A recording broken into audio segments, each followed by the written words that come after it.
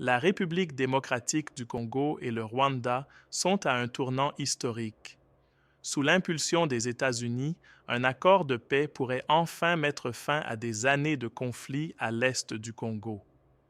Mais entre ambitions régionales, pressions américaines et intérêts économiques, que cache réellement ce processus diplomatique? Le 25 avril dernier, les chefs de la diplomatie congolaise et rwandaise ont signé à Washington une déclaration de principe sous les yeux du secrétaire d'État américain. Objectif: respect de la souveraineté, retrait des troupes étrangères et fin du soutien aux groupes armés comme le M23. La date limite, mi-juin 2025, pour finaliser un accord de paix global. Les États-Unis exigent un retrait complet des troupes rwandaises, de leurs armes et équipements de l'Est congolais avant toute signature.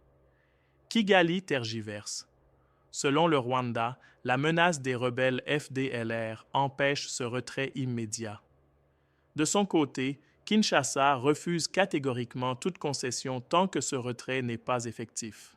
En parallèle, le Qatar mène des négociations avec les rebelles du M23. Washington pousse pour leur intégration dans un processus politique. Mais Kinshasa reste ferme, pas de reconnaissance du M23 sans justice pour les exactions commises. Nouvelle escalade.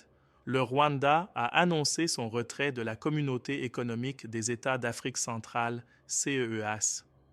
Une rupture diplomatique directe avec Kinshasa, alors que les États-Unis tentent de maintenir le cap des négociations. Certains analystes dénoncent un processus plus motivé par les minerais stratégiques que par la paix. Cobalt, cuivre, lithium. L'Est congolais regorge de ressources clés pour la transition énergétique au cœur des intérêts américains. Le calendrier est serré. La paix est-elle vraiment possible? Ou s'agit-il d'un nouvel épisode géopolitique où les grandes puissances dictent l'agenda? Une chose est sûre, les regards sont tournés vers Kinshasa, Kigali et Washington. Abonnez-vous à DR Congo Info pour suivre l'évolution de cet accord historique et les enjeux cachés derrière les coulisses diplomatiques.